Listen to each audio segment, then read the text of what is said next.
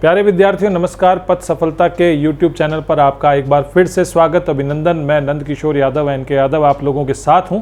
हम लोगों ने जब आपको वीडियो तैयार करके दिए तो आपकी एक फरमाइश थी कि हिंदी विषय के साक्षात्कार की तैयारी के कुछ टिप्स जो हैं वो आपके दिए जाएं, और आगे के समय में जबकि साक्षात्कार ड्यू है, अगस्त माह में संभावित हैं, तो उस दौरान आप विषय के साक्षात्कार की तैयारी कैसे करें। जैसा कि सब इंस्पेक्टर के साक्षात्कार में आपने हमारे वीडियो को सराहा, उसके लिए आपको बहुत बहुत धन्यवाद देना चाहूँगा मैं पथ परिवार की ओर से। अब बात करते हैं विषय के साक्षात्कार की तैयारी कैसे की जाए।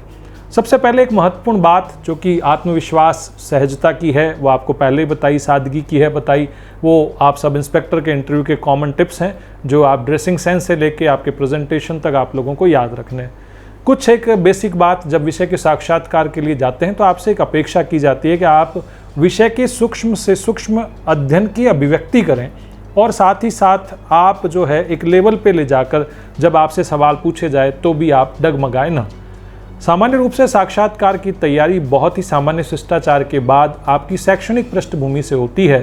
तो आपने 10th कहाँ से की, सब्जेक्ट क्या थे, 12th कहाँ से की, सब्जेक्ट क्या थे, BA में आपके ऐच्छिक विषय क्या रहे, और MA में आपके ऐच्छिक विषय का होना, और साथ ही साथ आपकी BEd और अतिरिक्त योग्यताएं कई बार आपसे पूछी जाती है और आपसे वेरीफाई कराई जाती हैं।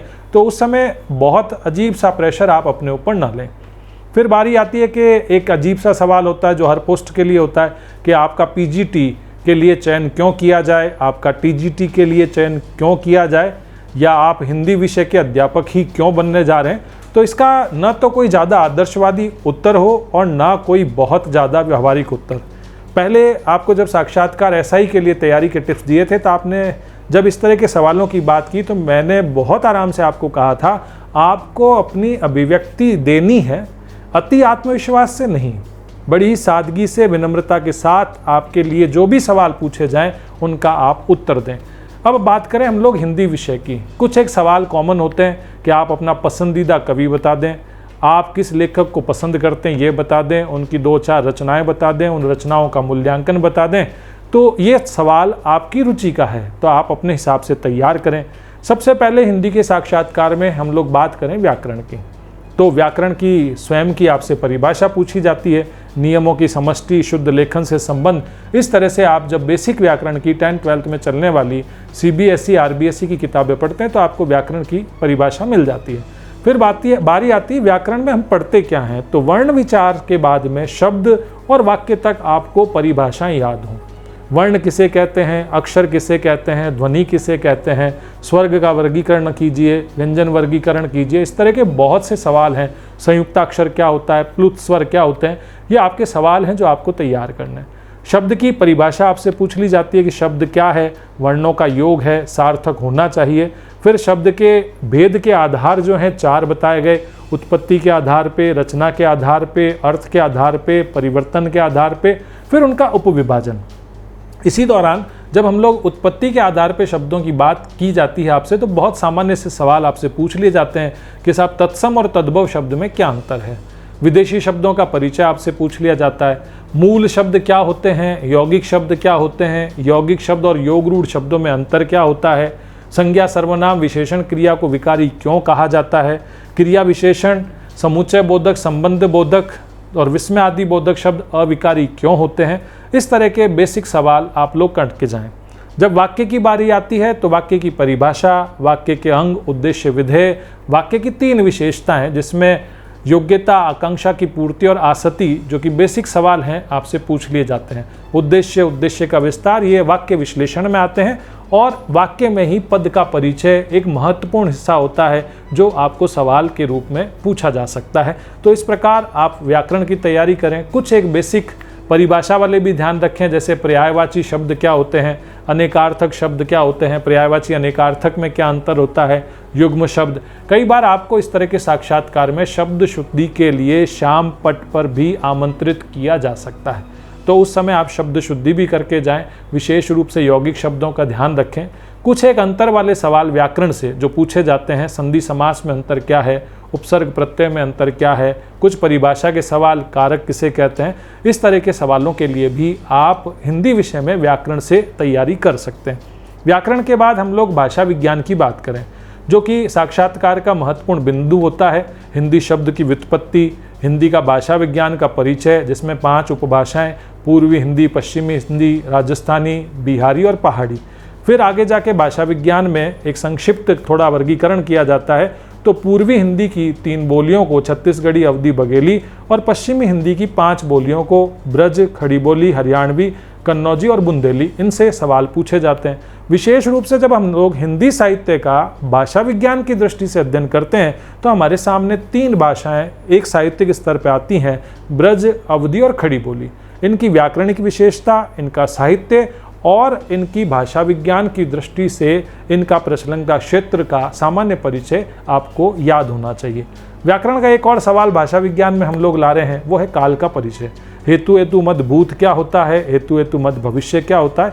इस सवालों पे घबराने की कोई ज़रूरत नहीं है, पूछे जाएं, आते हो तो बताएं, नहीं तो आप बड़ी शालीनता से बता सकते हैं कि मेरे तैयार नहीं है या अभी मैं इसका जवाब नहीं दे पाऊंगा। प्यारे विद्यार्थियों, एक क्षेत्र और होता है जब आप साक्षात्कार की तैयारी करते हैं। आपने सुन रखे होंगे नाम काव्य शास्त्र, नाट्य शास्त्र, और अब इस विषय की जानकारी साहित्य शास्त्र शीर्षक से चल रही है। साहित्य शास्त्र क्या है? साहित्य का सैद्धांतिक अध्ययन, जिसमें हम लोग बात करें जैसे उपन्यास किसे कहते हैं, उपन्यास के तत्व क्या हैं, कहानी किसे कहते हैं, कहानी के तत्व क्या है, नाटक किसे कहते हैं, नाटक के ऐसे तत्वों का नाम बताइए जो कहानी उपन्यास से उसे अलग करता है, नाटक में संधि क्या होती है। तो इस तरह के सवाल, वस्तु नेता रस क्या होते हैं नाटक में, नाटक एकांकी को परिभाषित कीजिए, उसके अंतर को बताइए, उपन्यास कहानी के अंतर को बताइए। इसी सिलेबस के हिस्से में आपको पढ़ने को मिलता है काव्य के दृश्य श्रव्य अंतर आधार क्या होते हैं, प्रबंध मुक्तक के आधार क्या होते हैं, प्रबंध में महाकाव्य खंड काव्य क्या होते हैं, मुक्तक के कई सारे रूप, बेसिक जानकारी आपको आनी ही चाहिए। तो इस तरह के सवालों के लिए भी आप लोग तैयार रहें कि उपन्यास कहानी, नाटक एकांकी के अंतर को आप बताएं। कई बार बहुत छोटी छोटी विधाओं का यहाँ अंतर पूछ लिया जाता है। रेखा चित्र संस्मरण में आप अंतर बताइए, रिपोर्टार्ज रिपोर्ट से अलग कैसा होता है इसके बारे में बताइए, जीवनी आत्मकथा में अंतर क्या होता है और उसको लिखते समय लेखक को किन बातों का ध्यान रखना पड़ता है। इस तरह की विधा के परिचय के बाद आपको हिंदी साहित्य में भी कई बार साक्षात्कार में किसी रचना का नाम पूछकर ये पूछ लिया जाता है, आप इसकी विधा बताएं। तो इस तरह का साहित्य शास्त्र का भी आप सामान्य अध्ययन कर सकते हैं।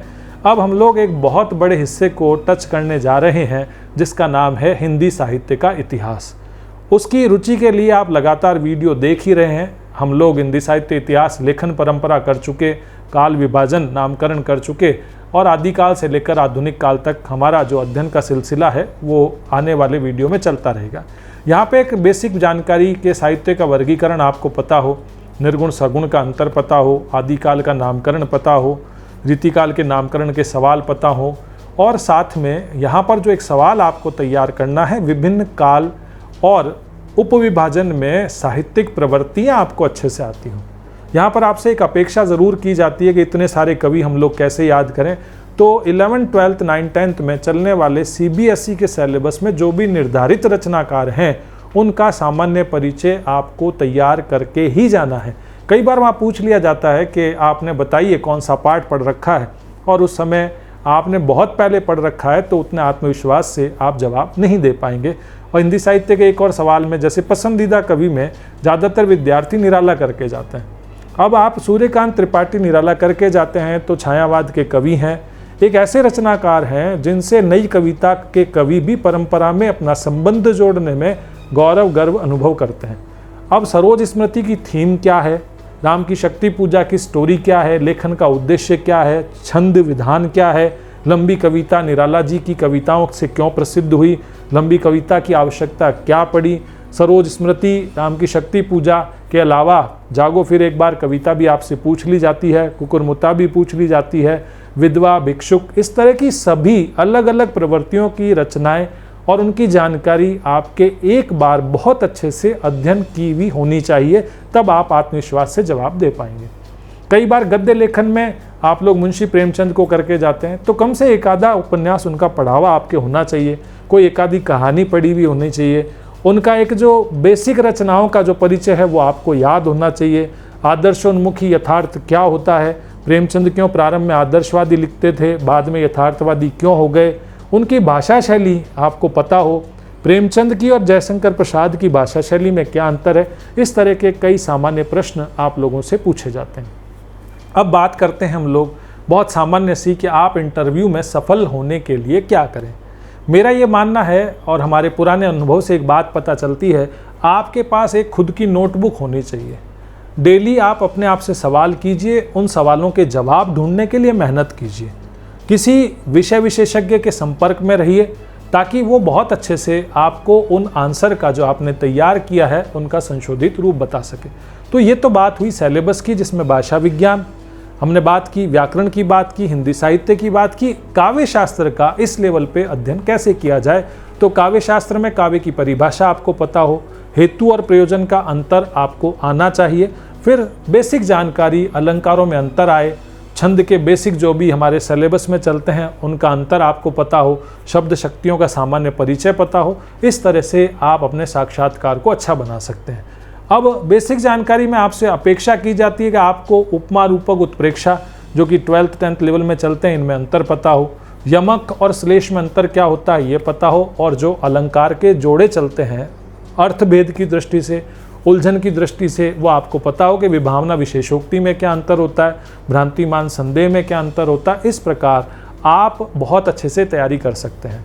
परिभाषा से सवाल उठते हैं, व्यावहारिक प्रश्न भी आपको दिए जाते हैं। तो इस तरह से आप आत्मविश्वास के साथ साक्षात्कार में तभी जा सकते हैं जब आपने बहुत अच्छे से अपने सिलेबस को देखा हो। आत्मविश्वास तभी आएगा जब आप कम से कम पहले दौर के सभी प्रश्नों का जवाब दे सकने में समर्थ हो।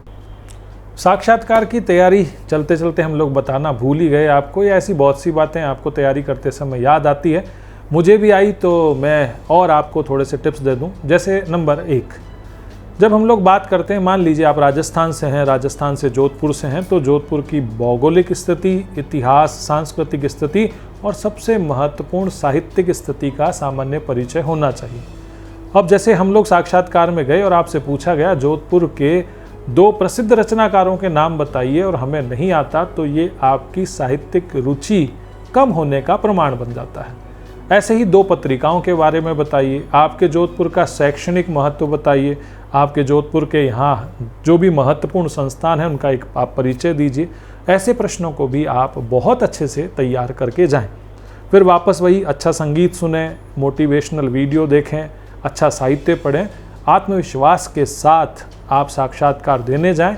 आपकी सफलता निश्चित रूप से आपको प्राप्त होगी और आपका जीवन संवर जाएगा। बहुत बहुत शुभकामनाएं साक्षात्कार के लिए। मैं नंदकिशोर यादव, NK यादव, पथ सफलता से।